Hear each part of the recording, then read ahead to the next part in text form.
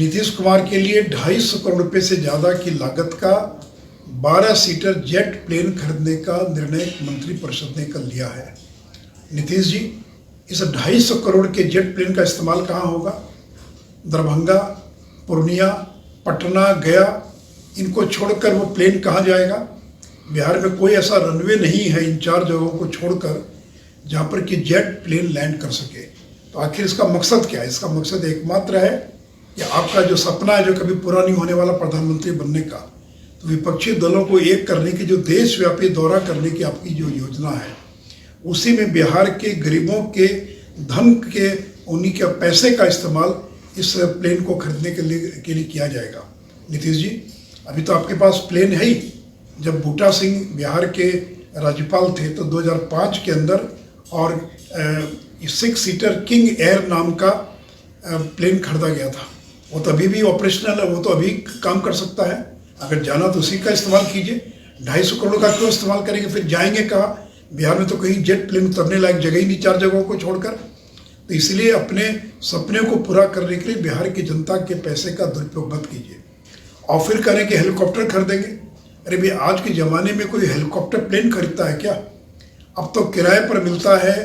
उसका मेंटेनेंस, जो पायलट है उसका वेतन, इन सारी चीज़ों का जो व्यय है वो कंपनी करती है।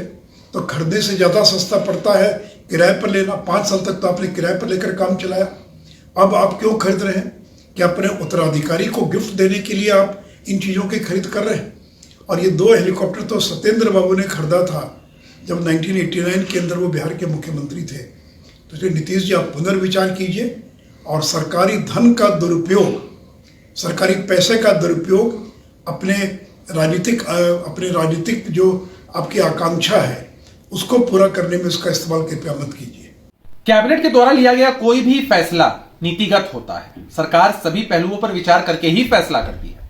इस पर इस तरह से बेमानी सवाल उठाना भाजपा के नेताओं की मानसिक और राजनीतिक दिवालियेपन को ही दर्शाता है। असल में नीतीश कुमार जी का नाम सुनते ही ये लोग बौखला उठते हैं, इनसिक्योर हैं, अपनी कमियों पर ध्यान नहीं देते हैं और जानते हैं कि नीतीश कुमार जी के प्रयासों से जो विपक्षी एकजुटता सुनिश्चित होने वाली है, इससे इनकी बुरी हार होगी।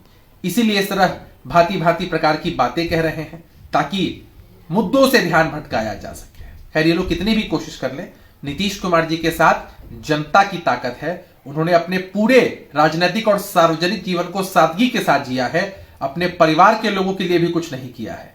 इसलिए नीतीश कुमार जी पर ऐसे आरोप बेमानी है।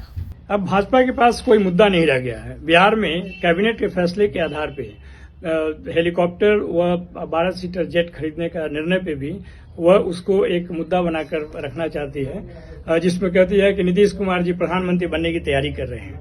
क्या उसे यह मालूम है नहीं है कि यह खरीदारी नियमित तौर पर हर राज्यों के द्वारा की जाती है? और अगर प्रधानमंत्री की बात करें तो 12 करोड़ की कई गाड़ी अपने लिए खरीदे हैं, अपने चढ़ने के लिए खरीदे हैं। तो क्या वो किस चीज की तैयारी कर रहे हैं?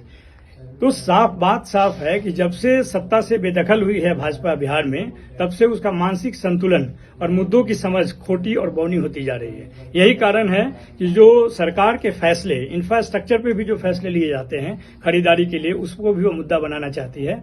और यह तय है कि उसको किसी भी मुद्दा से, जन सरोकार मुद्दों से कोई लेना देना नहीं है। वो चाहे बेरोजगारी हो, चाहे महंगाई हो, चाहे राज्य की स्थिति हो, इसीलिए यह मुद्दा बनाना चाहती है।